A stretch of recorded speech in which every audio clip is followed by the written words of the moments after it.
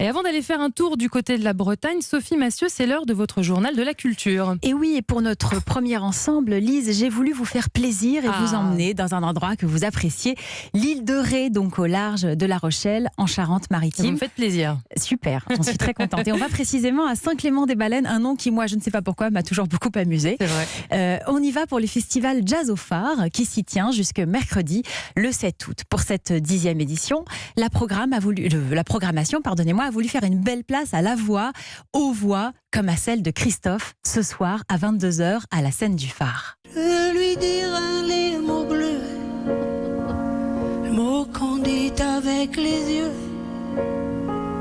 toutes les excuses que l'on donne. Spécialement.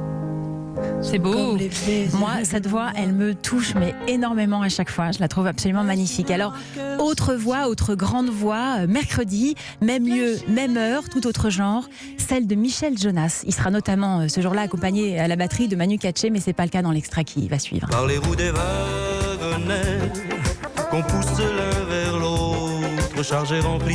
Bon, j'y suis moins sensible, mais c'est quand même une très grande voix. Oui, quand même. Hein, quand même. Au passage, notez que Michel Jonas sera en tournée cette année partout en France à l'occasion de la sortie de son nouvel album, notamment le 25 avril prochain à Paris, au Palais des Sports.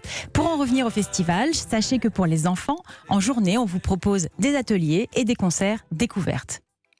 Donc rendez-vous à Saint-Clément-des-Baleines, c'est jusque mercredi et des billets ou des passes de jour sont encore proposés à la vente. Ah, ça c'est une très bonne nouvelle. Alors autre région, tout autre sujet. Sophie, nous partons dans le Maine-et-Loire. Mais absolument, Lise, et cela ne vous a pas échappé, nous sommes en 2019, ça m'a pas mais échappé. Oui. Et sauf à avoir vécu sur une autre planète en juillet dernier, mais je ne crois pas, parce qu'il me semble que je vous ai entendu quelque part sur cette antenne. Vous savez que cette année, nous fêtons un cinquantenaire, celui du premier pas sur la Lune. Et un événement que l'espace Air Passion, qui se situe à Angers, Loire Aéroport, a décidé de célébrer à sa manière, au travers d'une exposition.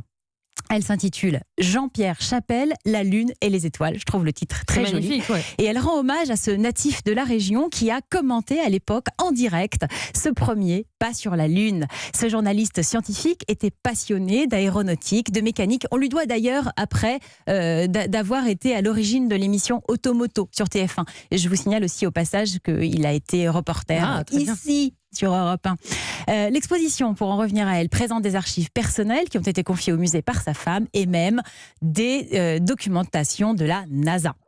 Et tant qu'à être sur place, profitez-en pour visiter l'ensemble des connexions de ce musée qui sont nourries par des passionnés de tout ce qui concerne l'air et l'espace. Elles occupent pas moins de 3500 mètres carrés. Vous avez jusqu'au 29 septembre pour voir cette exposition. C'est donc à Marseille, dans le Maine-et-Loire, tout près d'Angers. C'est ouvert du mardi au samedi de 10h à 12h et de 14h à 18h et le dimanche de 10h à 12h et de 15h à 19h. Attention, en septembre, seuls les horaires de l'après-midi restent vrais. C'est pas cher. Le tarif plein est fixé à 6 € et le tarif réduit à 3. C'est pas mal, non ? C'est très très bien. Et enfin, Sophie, pour terminer, une bien belle page théâtrale avant de refermer notre journal de la culture. Mais absolument. Direction Gavarnie, dans les Hautes-Pyrénées. Son magnifique cirque à 1450 mètres d'altitude, si je ne dis pas de bêtises, pour une représentation en plein air d'une adaptation théâtrale du roman picaresque espagnol Don Quijote. Oh là là, c'est Miguel bien, de c'est Don Quichotte pour ceux qui prononcent mal. Voilà, donc Don Quichotte, vous vous en souvenez, c'est ce chevalier errant qui a perdu la raison. Il veut rendre la justice, combattre pour sa dulcinée. Enfin, on est vraiment dans un spectacle grandiose. Avec nous en ligne pour en parler, le metteur en scène Frédéric Garcès. Bonjour monsieur. Bonjour. Alors, que représente pour vous ce personnage et cette pièce ? Qu'est-ce qui vous a donné envie de la monter ? Déjà le lieu, parce que ça fait 5 ans que j'ai été comédien au festival chaque année et j'ai pu longuement l'observer, parfois flâner un petit peu sur ce site merveilleux et imaginer différentes histoires. Et le jour où Bruno Spiesser, le directeur artistique, m'a proposé de mettre en scène le festival de Gavarnie, j'ai pensé à Don Quichotte. Ça a été assez rapide comme réflexion, parce que c'est vraiment un projet qui me tenait à cœur depuis des années, et vraiment c'était le lieu qui était suffisamment grand pour pouvoir le faire. Et alors vous avez choisi de le mettre en scène de manière assez drôle, à ce que j'ai vu. J'ai pas vu la pièce moi, mais dans ce que j'ai lu, vous avez choisi de le monter un peu de manière drôle. En fait, c'est un florilège. Don Quichotte, c'est drôle parce que c'est un personnage assez picaresque, comme vous le disiez. Mais en même temps, c'est la façon dont je travaille. j'essaie de happer vraiment le spectateur pour l'emmener dans des choses beaucoup plus essentielles. Alors forcément, c'est drôle parce que le spectacle raconte un petit peu à travers des thèmes de comédie dell'arte tout ce que le public connaît à peu près de Don Quichotte, les moulins, les forçats, le chevalier biscayen. C'était comme pour résumer un petit peu ce que les gens connaissaient pour vraiment les emmener ailleurs, dans l'endroit essentiel. Donc forcément, c'est drôle parce qu'on arrive dans des codifications théâtrales qui ramènent à la comédia, puis après, on entre vraiment dans le spectacle où on voit le véritable Don Quichotte avec Sancho qui veut repartir à l'aventure pour trouver Dulcinée.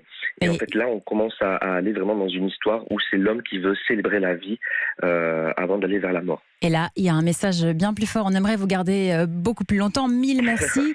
Merci beaucoup. Et puis le lieu est incroyable. Voilà, on fait vite. Il reste 2 représentations ce soir et demain. Oui. C'est à 21h. C'est au théâtre Phébus, théâtre d'altitude et de plein air, où se déroule donc le festival de Gavarnie. Le tarif plein, c'est 23 €. On y court. On y court. Merci beaucoup, Merci. Frédéric. Et merci à vous, Sophie. On se retrouve dans un instant sur Europe 1.